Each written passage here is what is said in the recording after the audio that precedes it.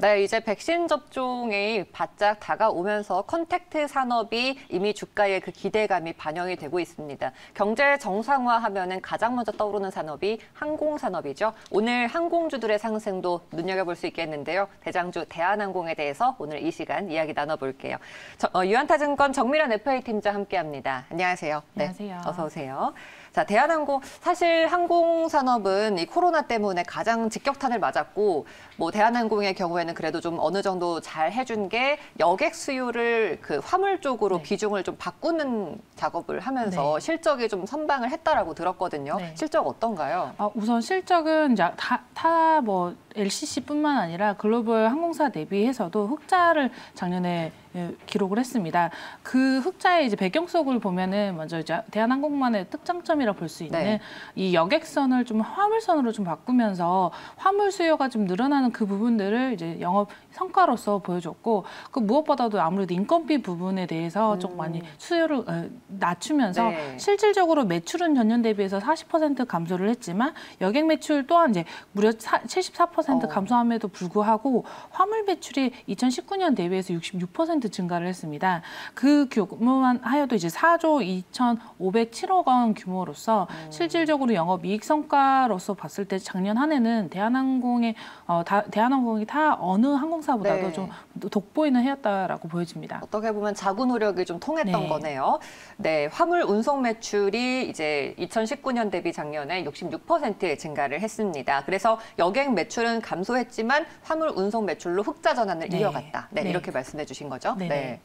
자, 그리고 이 실적이 이렇게 상승을 할 수 있었던 거는 화물이라고 말씀해 주셨는데, 그럼 실제로 화물 운송 비중이 늘어날 수 있었던 건 그만큼 수요가 증가했다라는 거잖아요. 네. 이게 뭐 언택트 소비라든지 다른 것들과 연관이 있습니까? 그렇죠. 아무래도 우리가 운송수단, 화물 운송이라 생각하면은 배를 먼저 생각을 하실 수 있거든요. 근데 배보다 왜 항공 수요가 더 늘었는지를 본다라고 하면 가장 전통적으로 항공으로 이제 운송을 하는 것 중에 하나가 이제 반도체입니다. 반도체 수요는 작년 한 해부터 꾸준히 증가를 한 부분은 모두 다 잘 아실 부분이고, 특수하게 좀 더 늘어난 부분이라고 본다라고 하면 첫 번째로 이제 코로나19 진단 키트, 네. 이제 국내에서 수출을 하면서 전 세계로 날아간 그런 진단 키트들에 대한 수요가 있고, 두 번째로는 자동차 관련 부품입니다.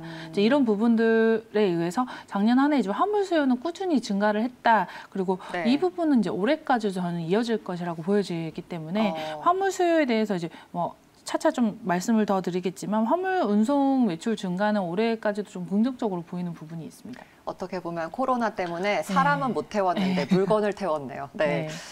이 대한항공의 위기관리 능력이 돋보이는 부분인 것 같습니다. 앞으로도 이 트렌드를 계속해서 이어갈 거라면서요? 네. 실상 이제 대한항공 자체가 이제 여객선이 지금 현재로서는 이제 다소 아직 언제 될지는 모르는 상황이지만, 그러니까 이 부분을 화물로 빨리 재빠르게 교환을 좀 대체를 했다라는 네. 부분 때문에 대한항공의 이런 위기관리 능력이라든지 이제 차후에 어떤 포스트 코로나가 또 언제 닥칠지 모르는 그런 부분들이기 때문에 이런 부분들이 이제 화물 수요의 이제 꾸준한 성장이라든지 이제 앞으로 영업 성과에도 좀 보여질 부분들인데요. 뭐 하반기만 하여도 화물 수요를 예를 들어 본다고 했을 때도 최근에 이제 유니세프와의 MOU를 통해서 145개국의 백신 담당하는 이제 글로벌 항공사 중에 한 곳으로 이제 채택이 되어 있기 때문에 꾸준한 수요가 좀 예측이 되고요.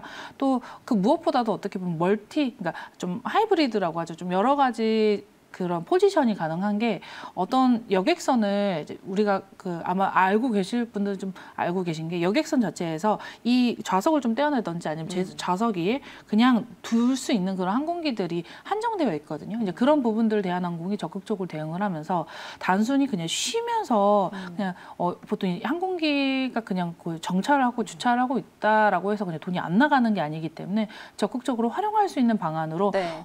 여객선에서 화물선으로 또 이렇게 중간에 장타를 어떤 기체에 대해서는 좌석을 좀 탈착이 가능하거든요. 그런 부분들을 하면서 앞으로도 꾸준히 좀 상황에 대비해서 만약에 여객 수요가 늘어난다라고 하면 그쪽으로도 이제 변화를 하면서 이용할 것이라고 예상이 됩니다. 네.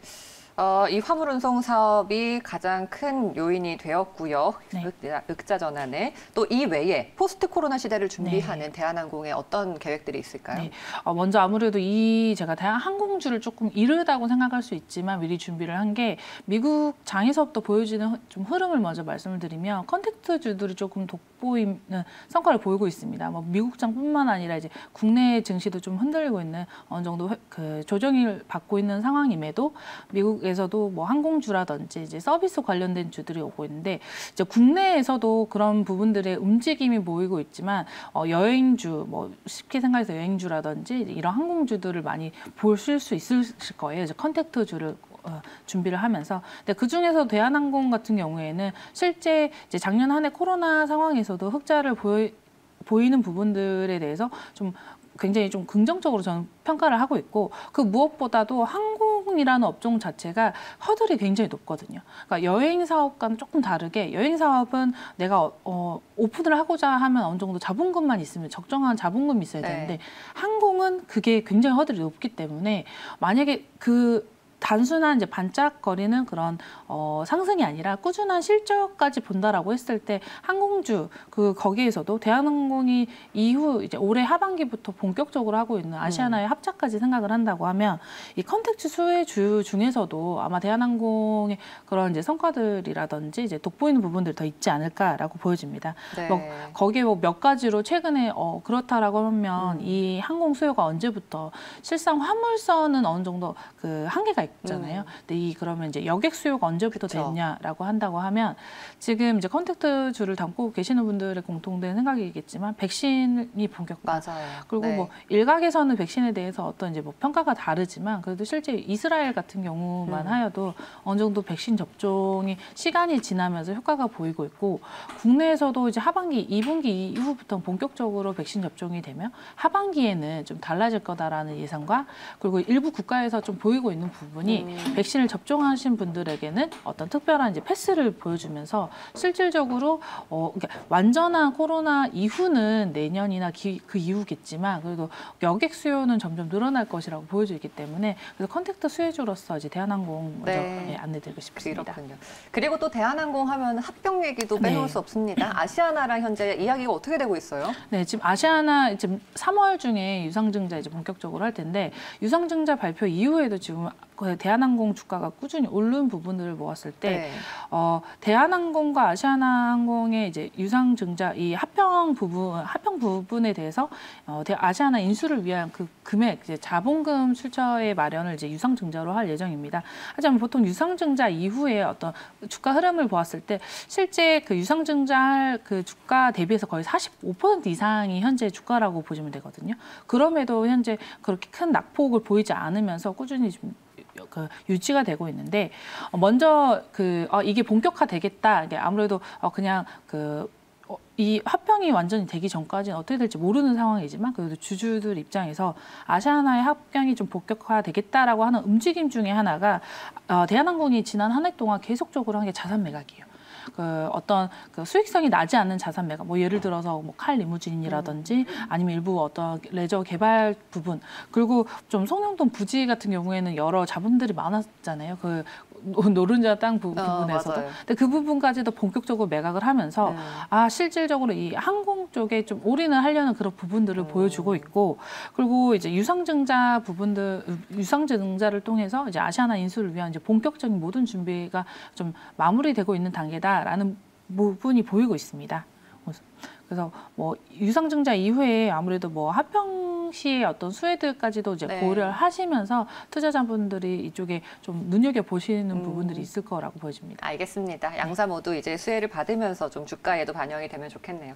네, 오늘 대한항공에 대해서 자세하게 조명해봤고요. 정밀한 팀장님 말씀 여기까지 듣겠습니다. 고맙습니다. 감사합니다.